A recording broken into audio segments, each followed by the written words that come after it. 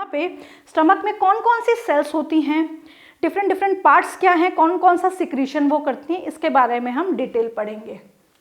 तो सबसे पहले स्टमक में बहुत सारे न्यूमरस यानी बहुत सारे क्या प्रेजेंट होते हैं, माइक्रोस्कोपिक ग्लैंड्स प्रेजेंट होते हैं। न्यूमरस यानी बहुत सारे, माइक्रोस्कोपिक यानी कि जो हमें आंखों से दिखाई नहीं देते, और इन ग्लैंड्स को एग्जैक्टली बनाने का काम करती है एपिथीलियम। जो स्टमक की एपिथीलियम है ये मुड़ जाती है और अंदर ही अंदर ये मुड़ के ग्लैंड्स बनाती है। जैसे यहाँ पे देखें, ये स्टमक का सेक्शनल व्यू हमने यहाँ पे लिया है। तो स्टमक के सेक्शनल व्यू में हमें क्या दिखा कि ये जो स्टमक है यहाँ पे इसके पार्ट में इस तरीके से ये इन्वेजिनेट कर गई इसकी सेल्स, इस तरीके से ये इन्वेजिनेशन सेल्स शो कर रही हैं, या यहाँ पे ये जो एपिथेलियम है इस तरीके से इन्वेजिनेशन शो कर रही है। तो यहाँ पे कौन सी मेम्ब्रेन है या कौन सी लेयर है, एपिथेलियम है। स्टमक की एपिथेलियम इन्वेजिनेट हो जाती है। इन्वेजिनेट किस कारण से होती है? जब हम स्टमक की बात करते हैं तो स्टमक की जो म्यूकोसा है, स्टमक की जो म्यूकोसा है वो प्लेन नहीं होती, उसमें छोटे छोटे छेद होते हैं। मान लीजिए ये स्टमक की म्यूकोसा है, ये प्लेन नहीं है, इसमें छोटे छोटे पिट्स हैं। इन पिट्स की वजह से यहाँ पे जो एपिथेलियम है, ये एपिथेलियम है, ये वाली भी एपिथेलियम है, ये वाली भी एपिथेलियम है। तो इस तरीके से ये इन्वेजिनेशन बना लेती है, और ये इन्वेजिनेशन जो है इन्हीं को हम बोलते हैं गैस्ट्रिक ग्लैंड्स। और जहाँ से ओपनिंग होती है यानी कि जहाँ से ये इन्वेजिनेट होना शुरू करते हैं उनको बोलते हैं हम ओपनिंग ऑफ गैस्ट्रिक ग्लैंड्स या गैस्ट्रिक पिट्स। इनको एक और नाम दिया जाता है गैस्ट्रिक पिट्स। पिट्स मतलब छेद, छोटे छोटे छेद। क्लियर? अब यहाँ पे the following types of cells, यानी कि यहाँ पे एपिथेलियम में, क्योंकि एपिथेलियम ही मुड़ के, एपिथेलियम ही इस तरीके से मुड़ गई नीचे नीचे, फिर मुड़ गई नीचे, और एपिथेलियम ही इन्वेजिनेट होके क्या बना रही है, गैस्ट्रिक ग्लैंड्स बना रही है। So here the following types of cells are present in the epithelium of the gastric glands, यानी कि गैस्ट्रिक ग्लैंड्स में बहुत सारी टाइप की सेल्स होती हैं जो अपना अलग अलग काम करती है। पहली म्यूकस नेक्स सेल, इसका डिटेल हम पढ़ेंगे तो आपको केवल यहाँ पे अभी नाम ध्यान रखना है। दूसरी एंटेरो एंडोक्राइन सेल, एंडोक्राइन जहाँ पे वर्ड आ गया यानी कि हार्मोन से रिलेटेड है। नेक्स्ट है ऑक्जेंटिक सेल, जिनका दूसरा नाम है पेराइटल सेल। क्वेश्चन आता है इस पे कि what is another name of oxyntic cell और another name of parietal cell. Last but not the least chief cells. Chief cells को हम बोलते हैं पेप्टिक सेल्स और जाइमोजन्स। इन सभी सेल्स को हम वन बाय वन डिस्कस करेंगे। सबसे पहले फिगर वाइज देखें, एक बार फिर से इसको हम पढ़ें तो हम क्या बोलेंगे, ये एपिथेलियम है स्टमक की। किसकी एपिथेलियम है? स्टमक की एपिथेलियम है। स्टमक की एपिथेलियम में क्या प्रेजेंट है? अलग अलग टाइप की सेल्स प्रेजेंट है। सबसे पहले गर्दन पे, यानी कि इन्वेजिनेशन है। इन्वेजिनेशन क्या होता है? इस तरीके से फिंगर लाइक इन्वेजिनेशन है।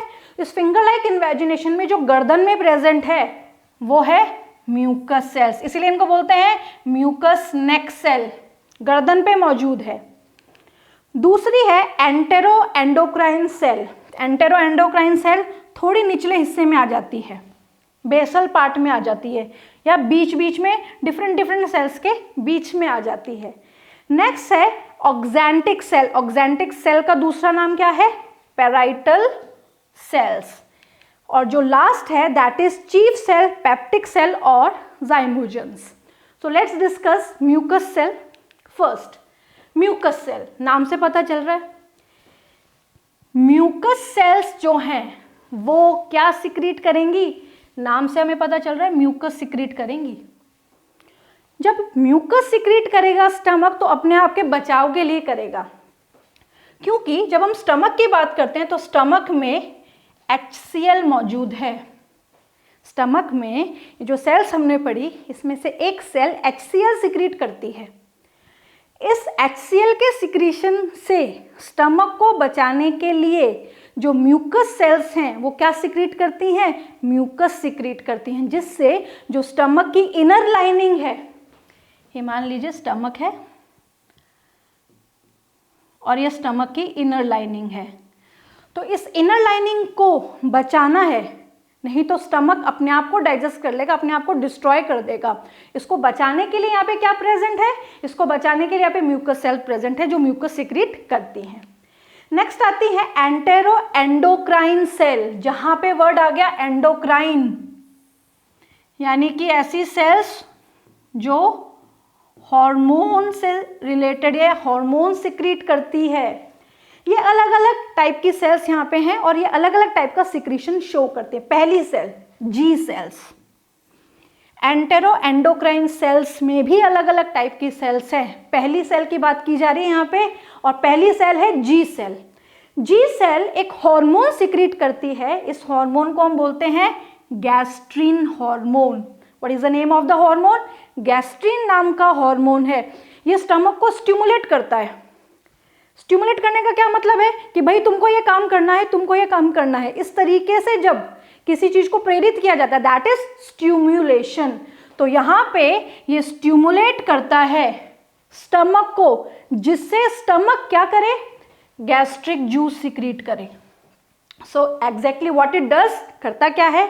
ये जी सेल गैस्ट्रिन नाम का हार्मोन सिक्रीट करते हैं। हार्मोन क्यों? क्योंकि ये एंटेरो एंडोक्राइन सेल्स हैं जो हार्मोन सिक्रीट करती हैं, तो यहाँ पे गैस्ट्रिन नाम का हार्मोन सिक्रीट किया जाता है। और ये जो गैस्ट्रिन नाम का हार्मोन है, ये गैस्ट्रिन नाम का हार्मोन स्टमक को स्टिमुलेट करता है। क्या काम करने के लिए? गैस्ट्रिक जूस के सिक्रीशन के लिए। ऐसा कब होता है? ऐसा जब होता है जब स्टमक में फूड आता है, जब हम खाना निगलते हैं। निगलने के बाद जैसे हमें 2 रोटी खानी, हमने कंप्लीट खा ली, तो जैसे ही हम अपना खाना फिनिश करेंगे तो बॉडी में हमारे नर्वस सिस्टम को एक सिग्नल चला जाएगा कि गैस्ट्रिक जूस का सिक्रीशन होना है, तो गैस्ट्रिक जूस का सिक्रीशन होने लग जाता है। तो यहाँ पे कौन वो रोल प्ले करता है? Gastrin cells. दूसरी सेल्स है डी सेल्स। ये जो हार्मोन सिक्रीट करती हैं, इस हार्मोन को हम बोलते हैं सोमैटोस्टैटिन। किस नाम से जानते हैं इसको? सोमैटोस्टैटिन। तो जो काम गैस्ट्रिन ने किया, जो काम गैस्ट्रिन ने किया था उससे उल्टा काम करेगा। गैस्ट्रिन ने क्या किया? स्टिमुलेट किया, तो ये रोकेगा, स्टमक को रोकेगा, अपने सिक्रीशन को रोकने के लिए कहेगा। स्टमक क्या सिक्रीट करता है? गैस्ट्रिक जूस सिक्रीट करता है, तो ये इनहिबिट करेगा। इनहिबिट किसको करेगा? स्टमक को। किसके लिए? गैस्ट्रिक जूस के सिक्रीशन को स्टॉप करने के लिए। क्योंकि अगर लगातार सिक्रीशन होता जाएगा तो क्या होगा? पेट में खाना ही नहीं है, गैस्ट्रिक जूस सिक्रीट होता जा रहा है, उसमें हाइड्रोक्लोरिक भी एसिड भी है, एंजाइम्स में, वो सब अपनी एक्टिविटी करते जाएंगे, तो हमारी बॉडी को बहुत ज़्यादा नुकसान होगा। तो यहाँ पे एक काम करने के लिए कहता है, काम करने के लिए रोकता है। Third type of cell, EC cells. EC cells में 2 टाइप के सब्सटेंसेस रिलीज होते हैं, serotonin and histamine. Serotonin and histamine. इस पे जो क्वेश्चन आता है केवल आपको इतना ध्यान रखना है, एक वैसो कॉन्स्ट्रिक्टर है, एक वैसो डायलेटर है। जब बायोलॉजी में वर्ड आ जाए वैसो कहीं भी, इसका मतलब ये जो टर्म है ये ब्लड वेसल से लिंक करती है, ब्लड वेसल के बारे में बताती है। तो जैसे वैसो कॉन्स्ट्रिक्टर, कॉन्स्ट्रिक्ट यानी सिकुड़ना, ब्लड वेसल्स का सिकुड़ना, इज वैसो कॉन्स्ट्रिक्टर। कौन कराता है? सेरोटोनिन करवाता है।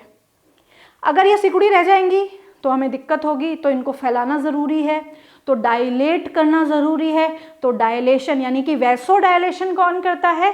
हिस्टामिन करता है। तो यहाँ पे हमने पढ़ा एंटेरो एंडोक्राइन सेल्स के बारे में, जो अलग अलग टाइप के हार्मोन या सब्सटेंसेस सिक्रीट करती हैं, जिसमें जी सेल गैस्ट्रिन, जो कि स्टमक को धक्का मारता रहे, तुम्हें ये काम करना है, यानी कि तुम्हें गैस्ट्रिक जूस सिक्रीट करना है। वहीं जो सोमैटोस्टैटिन है वो गैस्ट्रिक जूस के सिक्रीशन को रोकता है स्टमक से। इसी सेल्स वैसोडायलेटर एंड वैसोकॉन्स्ट्रिक्टर का काम करती है, यानी कि ऐसे सब्सटेंस रिलीज करती हैं ये सेल्स, सेरोटोनिन और हिस्टामिन। इसमें सेरोटोनिन, क्वेश्चन किस पे आता है, सेरोटोनिन क्या है, वेदर इट इज वैसोकॉन्स्ट्रिक्टर और vasodilator. The next is parietal cells और ऑक्जेंटिक सेल्स। तो यहाँ पे आपको ऑक्स से ध्यान रखना है। ऑक्स हमेशा गुस्से में रहता है, खतरनाक होता है। तो यहाँ से हमें एक बात हमेशा समझनी चाहिए कि कहीं ना कहीं ये लिंक करता है हाइड्रोक्लोरिक एसिड से। तो पेराइटल सेल्स और ऑक्जेंटिक सेल्स दो टाइप के सब्सटेंस रिलीज करती हैं। पहला है कैस्टल्स इंट्रिंसिक फैक्टर, कैस्टल्स इंट्रिंसिक फैक्टर। दूसरा है हाइड्रोक्लोरिक एसिड जिसका पीएच है 2 to 3। जो कैस्टल्स इंट्रिंसिक फैक्टर है वो क्या करता है, वो विटामिन B12 के एब्जॉर्प्शन में मदद करता है। अक्सर ये कंफ्यूजन क्रिएट हो जाता है कि विटामिन B12 का एब्जॉर्प्शन स्टमक में होता है क्योंकि कैस्टल्स इंट्रिंसिक फैक्टर स्टमक में है। आपको ध्यान रखना है कि कैस्टल इंट्रिंसिक फैक्टर चाहे स्टमक में हो, बट वो करता क्या है, वो विटामिन B12 से चिपक जाता है, अटैच हो जाता है। और जैसे विटामिन B12 से ये अटैच हो जाता है तो स्टमक में विटामिन B12 का एब्जॉर्प्शन नहीं होने देता। फिर आगे जाके इंटेस्टाइन में विटामिन B12 का एब्जॉर्प्शन होता है। तो इसका काम क्या है, ये हेल्प करता है। ये हेल्प कैसे करता है, विटामिन B12 से चिपक जाता है जिससे विटामिन B12 जो है स्टमक में एब्जॉर्ब ना हो। हाइड्रोक्लोरिक एसिड बहुत इंपॉर्टेंट है, इसके फंक्शंस भी आते हैं। पहला, जब हम खाना खाते हैं, खाना चबाते हैं, चबाने के बाद निगलते हैं, तो चबाते वक्त हमारे सलाइवा में एक एंजाइम पाया जाता है, दैट इज सैलिवरी अमाइलेज या टाइलिन। तो जब खाना स्टमक में आता है तो स्टमक में आते ही पीएच बदल जाता है। मुंह में अलग पीएच होता है, सब चीज़ें हम डिस्कस करेंगे, बट स्टमक में आते ही पीएच हो जाता है एसिडिक। और हमारी बॉडी में कहीं भी बेसिकली एलिमेंट्री कैनाल में अगर हम बात करें तो पीएच एसिडिक नहीं होता, केवल स्टमक में ही एसिडिक पीएच है क्योंकि हाइड्रोक्लोरिक एसिड प्रेजेंट है। तो यहाँ पे ध्यान रखना कि जो टाइलिन है उसका इनएक्टिवेशन करता है, यानी कि उसको काम नहीं करने देता क्योंकि उसका मीडियम ही बदल दिया, काम कैसे करेगा। तो इसका पहला फंक्शन है इनएक्टिव टाइलिन। टाइलिन हम आगे डिस्कस करेंगे। Kill bacteria present in bolus. जब हम खाना खाते हैं और गसा चबाने के बाद निगलते हैं तो एक लिसलिसी बॉल बन जाती है, एक स्लाइमी बॉल बन जाती है, चिकनी, दैट इज बोलस। अब जब हम खाना खाते हैं, हमारी थाली में खाना है, हमारे हाथ भी साफ हैं, खाना बहुत अच्छी तरीके से बना हुआ है, पर हमें नहीं पता कि एनवायरनमेंट में कितने बैक्टीरियाज हैं। स्टिल वी आर ईटिंग, हम आराम से खाते जाते हैं। तो सबसे पहला जो एक्शन होता है वो होता है हमारी बक्कल कैविटी में। बक्कल कैविटी के बाद जो बैक्टीरिया को किल करने का काम किया जाता है वो करता है हाइड्रोक्लोरिक एसिड, जिससे हमें इन्फेक्शन ना हो। ये हमारी बॉडी की डिफेंस है जो हमें बचाती है इन्फेक्शन से। नेक्स्ट आता है convert inactive enzymes into active enzymes. हम आगे पढ़ेंगे, जब हम सेल्स के बारे में पढ़ेंगे कि किस प्रकार से ये एंजाइम्स की इनएक्टिविटी को एक्टिविटी में बदल देता है। आगे एंजाइम्स के नाम से पढ़ेंगे कि एंजाइम्स जब सिक्रीट होते हैं तो इनएक्टिव होते हैं, बट जब हाइड्रोक्लोरिक एसिड मिक्स हो जाता है तो enzymes become active. Next, acidic medium provide करता है। एसिड है तो नेचुरली एसिडिक मीडियम ही करेगा। Last but not the least, food को सॉफ्ट करता है। जब फूड एसिड के साथ मिक्स होता है तो फूड सॉफ्ट हो जाता है और स्टमक में चर्निंग मूवमेंट होता है। तो यहाँ पे हमने पढ़ा पेराइटल सेल्स के बारे में या ऑक्जेंटिक सेल्स के बारे में। ऑक्स से आपको ध्यान रखना है, ऑक्स खतरनाक है, यानी कि क्या सिक्रीट कर रहा है, हाइड्रोक्लोरिक एसिड।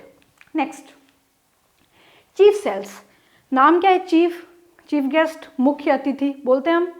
तो यहाँ पे जो चीफ है यानी कि मुख्य सेल, इंपॉर्टेंट सेल, इनका दूसरा नाम है पेप्टिक सेल्स, एक और नाम है जाइमोजेंस। तो इनके जो दूसरे नाम हैं ये भी आपको याद रखने हैं। अब यहाँ पे जो ये चीफ सेल्स हैं या जाइमोजन सेल्स हैं, ये नाम से चीफ हैं, तो इनका काम क्या है, अलग अलग प्रकार के एंजाइम्स बनाना। क्योंकि हम डाइजेशन पढ़ रहे हैं, पेट में भी डाइजेशन होता है, हर प्रकार का डाइजेशन होता है बट स्टार्च का नहीं होता, ध्यान रखना। गैस्ट्रिक अमाइलेज, गैस्ट्रिक अमाइलेज का कोई रोल नहीं है स्टमक में, यानी कि अमाइलेज मतलब शुगर। जब अमाइलेज वर्ड कहीं भी आ जाए, किसी के साथ भी आ जाए, इसका मतलब we are talking about sugar, यानी कि शुगर का डाइजेशन। शुगर ना आएगा तो कार्बोहाइड्रेट आएगा, यानी कि स्टमक में कार्बोहाइड्रेट बिल्कुल डाइजेस्ट नहीं होता, 1% भी नहीं होता। दूसरा, गैस्ट्रिक लाइपेज, जहाँ पे वर्ड आ जाता है लाइपेज, इसका मतलब हम किसकी बात कर रहे हैं? We are talking about lipid और फैट्स की बात कर रहे हैं। तो ये क्या करते हैं? ये 1% फैट का डाइजेशन करते हैं। आपने 10th क्लास में पढ़ा है इमल्सिफिकेशन के बारे में। इमल्सिफिकेशन क्या है? बड़े बड़े फैट के ड्रॉपलेट्स, बड़े बड़े फैट के ड्रॉपलेट्स, ये इस तरीके से बड़े फैट के ड्रॉपलेट्स हैं। जब ये छोटे छोटे ड्रॉपलेट्स में कन्वर्ट हो जाते हैं, इस प्रोसेस को इमल्सिफिकेशन बोला जाता है। तो केवल 1% काम यहाँ पे गैस्ट्रिक लाइपेज करता है, यानी कि फैट को फैटी एसिड्स में और ग्लिसरॉल में कन्वर्ट कर देता है। सेम इक्वेशन जो क्लास 10th में पढ़ के आए हैं, एग्जैक्ट वही इक्वेशन है, there is no change in the equation. Next, pepsinogen chief cell है, एंजाइम्स आ रहे हैं 1 by 1। जब वर्ड आता है पेप्सिन, यानी कि ये रिलेटेड है प्रोटीन से, क्योंकि यहाँ पे कार्बोहाइड्रेट की बात हो गई, यहाँ पे फैट की बात हो गई, बचा प्रोटीन। अब यहाँ पे जब प्रोटीन बचा तो किस प्रकार से डाइजेस्ट होगा स्टमक के थ्रू, हम वो डिस्कस कर रहे हैं। यहाँ पे जो पेप्सिनोजन है, ये पेप्सिनोजन इनएक्टिव है।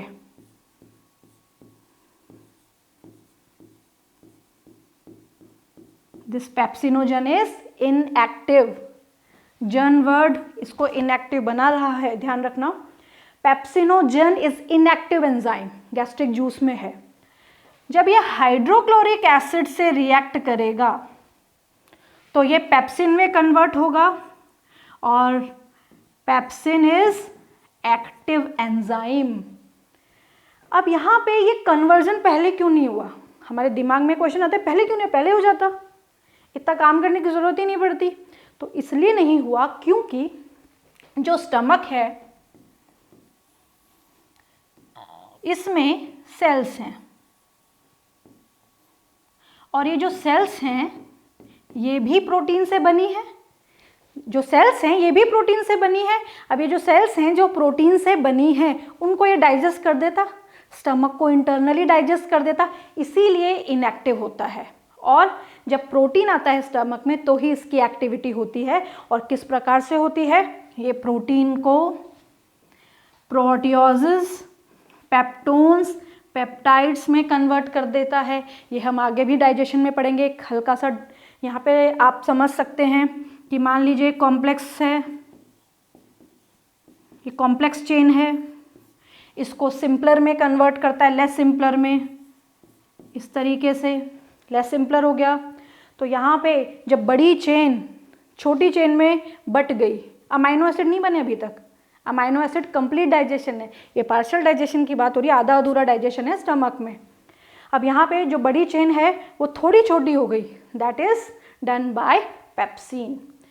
नेक्स्ट आता है रेनिन, यानी कि यहाँ पे एक ऐसा एंजाइम है जो कि मिल्क प्रोटीन को डाइजेस्ट करता है, ऐसा एंजाइम जो कि मिल्क प्रोटीन को डाइजेस्ट करता है। और जो मिल्क प्रोटीन को डाइजेस्ट करता है वो एंजाइम को बोलते हैं हम rennin, double N. Single N और डबल एन में बहुत इंपॉर्टेंट है, ध्यान रखना, क्योंकि दो अलग अलग एंजाइम है और दो अलग अलग फंक्शन है। तो यहाँ पे प्रो यानी इनएक्टिव, यानी कि रेनिन भी इनएक्टिव है। तो pro rennin get converted into rennin in the presence of hydrochloric acid, same function, same feature of HCl। अब यहाँ पे रेनिन क्या करता है? रेनिन सॉल्युबल मिल्क प्रोटीन को, दूध का जो प्रोटीन है उसको कैसिन बोला जाता है, और वो सॉल्युबल प्रकार का है, सॉल्युबल टाइप का है, हमारे काम नहीं आता वो। उसको काम में कैसे लाया जाए वो रेनिन है। रेनिन उसको इनसॉल्युबल प्रोटीन में कन्वर्ट करता है और इनसॉल्युबल जो प्रोटीन का फॉर्म बनता है वो बनता है कैल्शियम पैरा कैसिनेट। ये इक्वेशन भी हम डिटेल में आगे पढ़ेंगे। तो यहाँ पे हमने स्टमक का स्ट्रक्चर पढ़ा। स्टमक के स्ट्रक्चर के बाद गैस्ट्रिक ग्लैंड्स में कौन कौन सी सेल्स प्रेजेंट हैं उनके बारे में 1 बाय 1 पढ़ा। तो यहाँ पे सबसे इम्पॉर्टेंट है जो टाइप्स ऑफ सेल्स हैं और उनके क्या क्या सिक्रीशंस हैं।